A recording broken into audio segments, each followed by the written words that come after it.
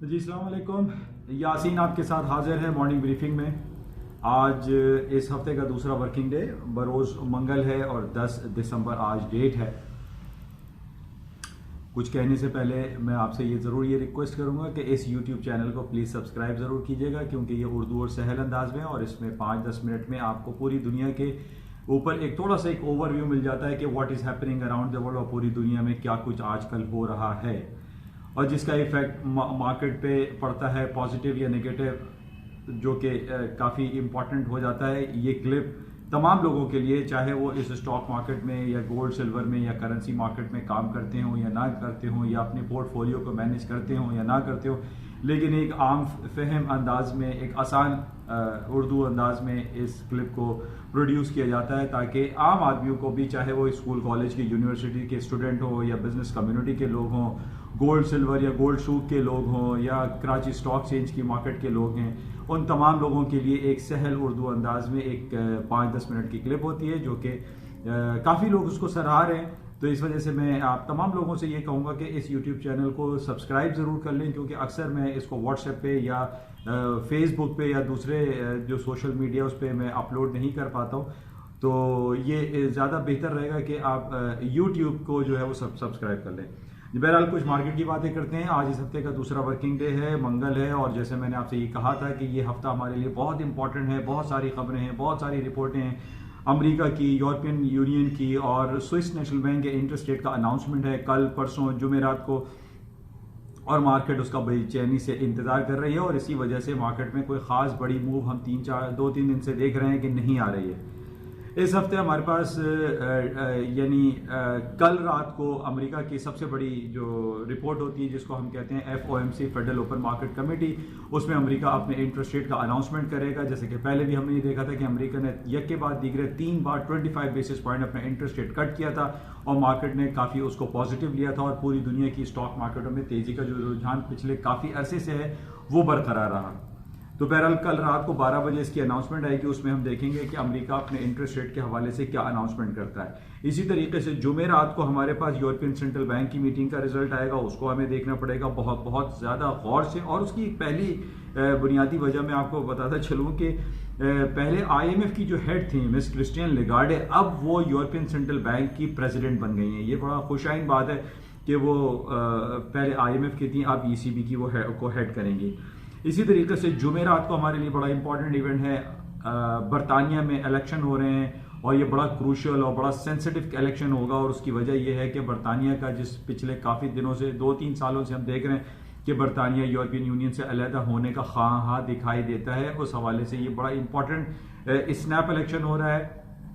और इसमें labour party और कंजर्वेटिव पार्टी को हम चेक करेंगे कि कौन सी पार्टी इसमें जीतती है। और ये कहा जा रहा है कि अगर लेबर पार्टी जीत जाती है तो ब्रेग्जिट का सिलसिला हमेशा के लिए खत्म होता हुआ दिखाई दे रहा है। बहरहाल इसको हम देखेंगे, जुमेरात को इसके इलेक्शन वहां पर होंगे और बहुत ज़्यादा सेंसिटिव पॉइंट्स वहां पर उन्होंने इशू किए हैं। गवर्नमेंट ने सिक्योरिटी हाई अलर्ट भी जारी किया हुआ है कि तमाम कैंडिडेट जो है अपनी सिक्योरिटी खुद रखें, क्योंकि पिछले दिनों हमने देखा था कि एक वाकया हुआ था जिसमें एक कैंडिडेट को मार दिया गया था, और उससे पहले 2016 में भी हमने देखा था कि जब रेफरेंडम हो रहे थे उसमें भी एक कैंडिडेट का मर्डर हुआ था। तो इस हवाले से हाई अलर्ट सिक्योरिटी है और लोगों को कहा गया है कि वो अपनी सिक्योरिटी का अरेंजमेंट खुद करें। तो इस हवाले से बहुत ज़्यादा इंपॉर्टेंट है और बहुत क्रूशियल एंड सेंसिटिव इलेक्शन इसको गिरदाना जा रहा है। तो ये बड़ा इंपॉर्टेंट है। लेकिन आज 2-3 दिनों से हम पिछले जुमे से भी देख रहे हैं, जुमे को भी मार्केट में डेटा अच्छा आया था लेकिन कोई बड़ी मूव नहीं थी। कल पीर का दिन था, कल मार्केट में कोई खास बड़ी मूव नहीं रही, और उसकी वजह से यही थी कि अमेरिका, यूरोपियन यूनियन और स्विस नेशनल बैंक की अनाउंसमेंट का मार्केट वेट कर रही है। और सबसे ज़्यादा अनाउंसमेंट जो का वेट हो रहा है वो UK के इलेक्शन का है, जो कि जुमेरात की रात को या जुमे की सुबह तक हमें पता चल जाएगा कि लेबर पार्टी जीती है या कंजर्वेटिव पार्टी जीती है। अच्छा, इसके अलावा जो सबसे ज़्यादा इंपॉर्टेंट जो अमेरिका की तरफ खबरें चल रही हैं वो इस हफ्ते रोज़ाना की बुनियादों पर कांग्रेस में इम्पीचमेंट के हवाले से बहुत ज़्यादा हेयरिंग चल रही है, और ये कहा जा रहा है कि डोनाल्ड ट्रंप साहब का इम्पीच होना, उनको इम्पीचमेंट के लिए बैठाना बहुत ज़्यादा ज़रूरी हो चुका है। और जिस तरीके से उन्होंने कुछ कहा यह जाता है, डेमोक्रेट कहते हैं कि उन्होंने अपनी प्रेसिडेंटशिप की लाइन को क्रॉस किया है और उन्होंने बियॉन्ड दी लॉ जाकर कुछ काम ऐसे किए हैं जिसके लिए उनको इम्पीच करना ज़रूरी है, जिसमें सरफहरिस्त यूक्रेन के प्रेसिडेंट को फ़ोन करना और जो बाइडेन के खिलाफ इंक्वायरी करवाने का सिलसिला सबसे इम्पॉर्टेंट है।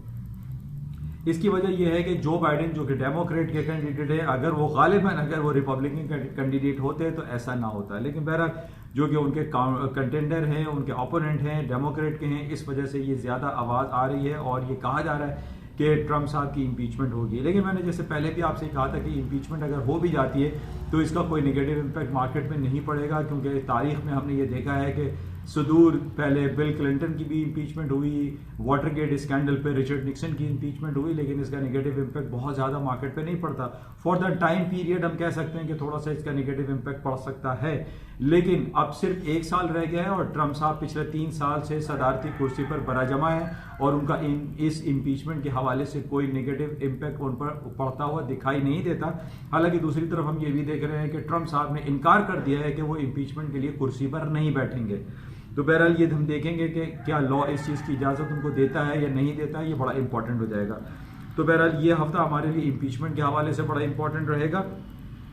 इसके साथ ही जो तीसरी स्विस नेशनल बैंक की इंटरेस्ट रेट का अनाउंसमेंट है कल, उसमें लिबोर का इंटरेस्ट रेट जो कि -0.75% फॉर द लास्ट 5 ईयर से चल रहा है और उसमें यही कहा जा रहा है कि वो माइनस पे इंटैक्ट रहेगा,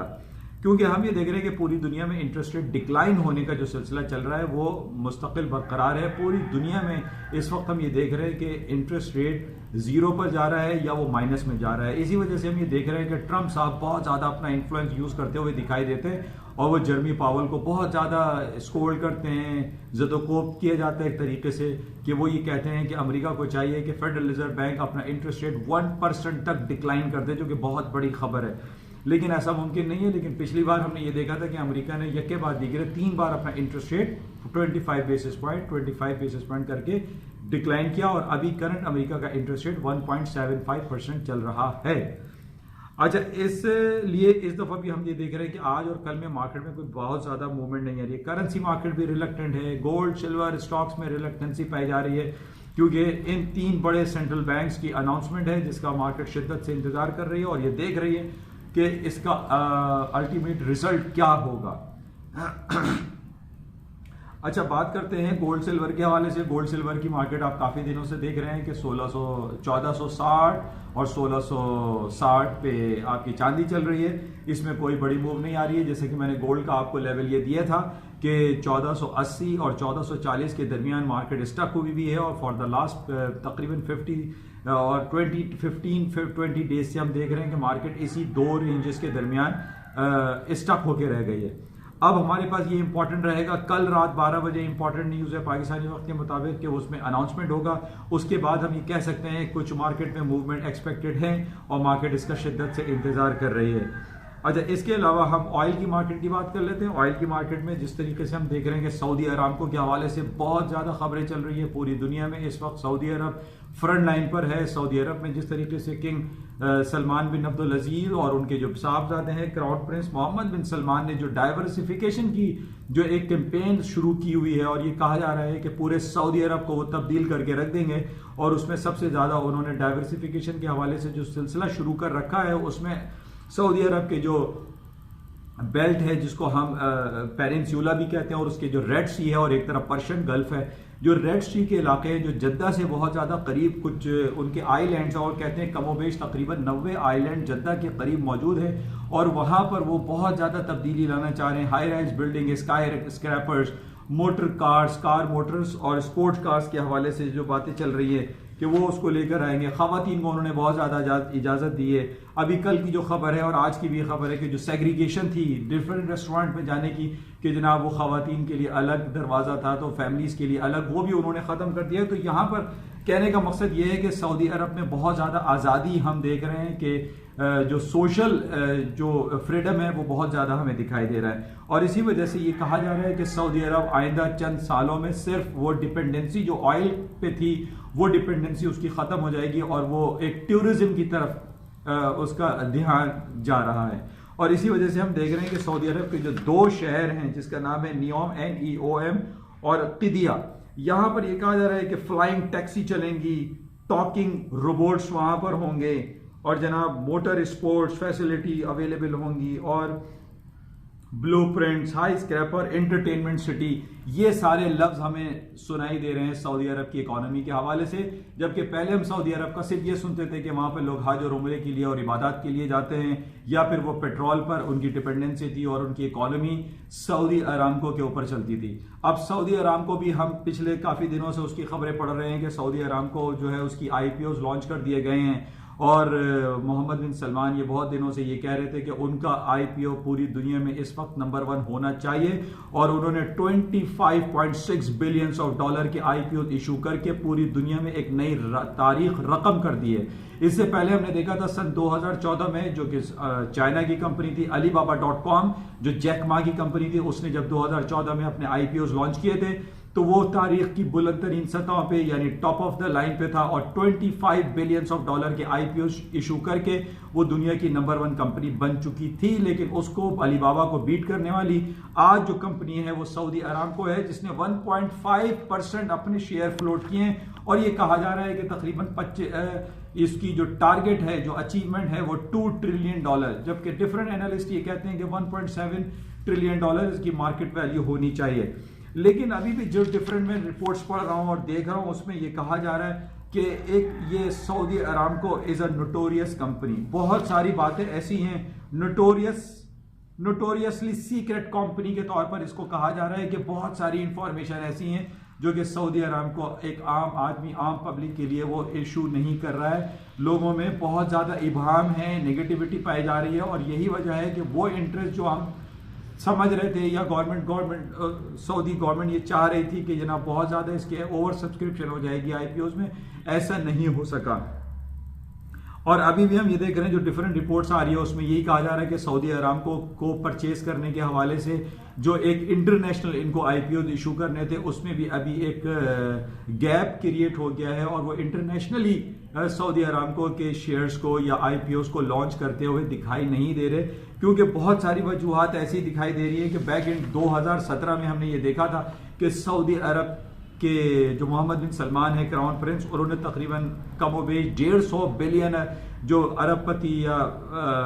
रिचेस्ट मैन थे सऊदी अरब के, उनको पकड़ के बंद कर दिया गया था, और जिसमें तलाल बिन अब्दुल अल वलीद का नाम सर फहरिस्त थे। इस वजह से हम ये कह, और वो अगेंस्ट करप्शन था कि सऊदी अरब में करप्शन बहुत ज्यादा देखने में आ रही थी, उसके खिलाफ उन्होंने बहुत ज्यादा क्रैक डाउन किया था। लेकिन जो बिलियनर थे, जो अरबपति लोग वहां पर थे, वो अभी इंटरेस्ट नहीं शो कर रहे हैं, सऊदी अरामको को नहीं खरीद रहे हैं, उनके शेयर्स में उनकी इन्वॉल्वमेंट ज्यादा दिखाई नहीं देती है, और वो ये कहते हैं कि सऊदी अरामको की कंप्लीट डिटेल रिपोर्ट हमको अवेलेबल नहीं है, जिसकी वजह से वो अपना इंटरेस्ट शो नहीं करते। दूसरी वजह जो कि पहले भी मैंने आपसे बताई थी कि सऊदी अरामको में इंटरेस्ट ना होने की वजह वो ये है कि सन 2017 से हम देख रहे हैं कि सऊदी अरामको की जो रिपोर्ट्स हैं, जो उनकी रेवेन्यू जनरेशन है, वो बहुत ड्रास्टिकली डिस्टर्ब हुई है, डाउन हुई है, फॉल हो गई है। उसकी वजह यह है कि जिस तरीके से इंटरनेशनल कम्युनिटी में जमाल खशोगी के हवाले से जो मर्डर उनका हुआ था इस्तांबुल में 2018 अक्टूबर में, उसकी भी एक प्रॉपर रिपोर्ट सामने नहीं दिखाई दी। इसका नेगेटिव हम इम्पैक्ट हम ये देख रहे हैं कि सऊदी अरामको को जो इंटरेस्ट डेवलप होना चाहिए था अक्रॉस दी वर्ल्ड, वो डेवलप नहीं हो सका, और लोग उसको नोटोरियस कंपनी के तौर पर गिरदान रहे हैं। तो बहरहाल ये डिफरेंट रिपोर्ट्स हैं जो कि हमें डिफरेंट चैनल्स पर, डिफरेंट अखबारात में मिलती रहती हैं, और ये कहा जा रहा है कि इसमें वो पोटेंशियल दिखाई नहीं देता सऊदी अरामको में जो एक कंपनी में रियलिटी में होना चाहिए।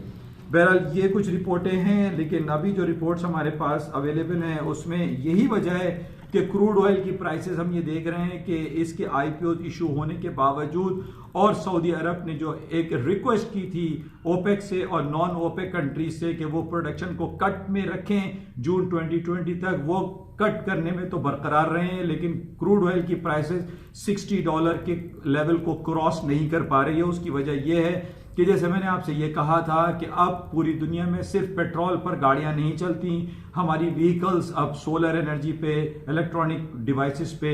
और CNG पे और बहुत सारे उसके सब्स्टिट्यूट्स मौजूद हैं दुनिया में। अब सिर्फ क्रूड ऑयल पे या पेट्रोल पे हमारे व्हीकल्स नहीं चलते, जिसकी वजह से हम ये देख रहे हैं कि क्रूड ऑयल की प्राइसेस खातिर खा ऊपर की तरफ नहीं जा रही, पूरी दुनिया में जो क्रूड ऑयल की डिमांड है उसमें कमी वाक़ई हो रही है। और एक ज़माने में जब 2008 में हमने ये देखा था कि क्रूड ऑयल की कीमतें तकरीबन 150 डॉलर बैरल के हिसाब से हो गई थी, लेकिन आज हम बहुत अरसे से ये देख रहे हैं कि क्रूड ऑयल की जो प्राइसेस हैं वो 55 और 60 डॉलर के दरमियान स्टक हैं। बहुत ज़्यादा इनिशिएटिव, बहुत ज़्यादा जो इस हवाले से काम करने की ज़रूरत है वो उस पर हो रहा है, लेकिन क्रूड ऑयल की प्राइसेस शूट अप नहीं हो पा रही हैं। उसकी वजह सब्स्टिट्यूट हैं, जो कि सब्स्टिट्यूट हैं जिससे गाड़ियाँ हमारी और आपके चल रही है। और अभी भी जो टेक्निकल ग्राउंड पे हमारे पास जो लेवल्स हैं उसमें यही कहा जा रहा है कि until and unless crude oil की प्राइसेस 59 डॉलर को या 60 डॉलर को ब्रेक ऊपर की तरफ नहीं करती तो क्रूड ऑयल की मार्केटें हायर साइड पे जाती हुई दिखाई नहीं दे रही हैं, और उसकी वजूहात मैंने आपको बताई हैं। बहरहाल इसको मजीद देखेंगे, लेकिन अब आइंदा जो कल और परसों हमारे पास जो बड़ी रिपोर्टें रहेंगी वो FOMC है, यूरोपियन सेंट्रल बैंक की रिपोर्ट है, और स्विस नेशनल बैंक की रिपोर्ट है। बाकी कुछ बात कर लेते हैं पाकिस्तान स्टॉक एक्सचेंज के हवाले से। पाकिस्तान स्टॉक में थोड़ा सा रिलेक्टेंसी पाई जा रही है, बहुत ज़्यादा मार्केट में मूव नहीं है। मार्केट 40-50 पॉइंट प्लस और माइनस में हो रही है, लेकिन ओवरऑल जो सिनेरियो पाकिस्तान स्टॉक मार्केट का है वो पॉजिटिव है। पाकिस्तान की इमरान खान साहब बहुत अच्छे इनिशिएटिव ले रहे हैं, और जिस तरीके से पिछले दिनों गूगल की हेड यहाँ पर आई हैं मिस तानिया, उन्होंने गूगल के हवाले से बहुत अच्छे काम करने शुरू किए हैं, और एक डिजिटल पाकिस्तान इनिशिएटिव के ऊपर जो काम हो रहा है ये बहुत खुश आइन बात है। इसके अलावा FATF के हवाले से भी कुछ खबरें अच्छी आ रही है। पाकिस्तानी स्टॉक मार्केट में इन्वेस्टमेंट की अपॉर्चुनिटीज बहुत पॉजिटिव हैं। तो ये आज तक की ताज़ा तरीन खबरें थी। इंशाल्लाह राब्ते में रहेंगे, और आज देखते हैं कि सारा दिन अमेरिका की मार्केटें शाम में जो खुलेंगी उनमें क्या सूरत हाल रहती है, और जो इंटरेस्ट रेट के हवाले से जो मीटिंग के कमेंट्स होंगे उसको भी हम चेक में रखेंगे। इंशाल्लाह राब्ते में रहते हैं। Thank you.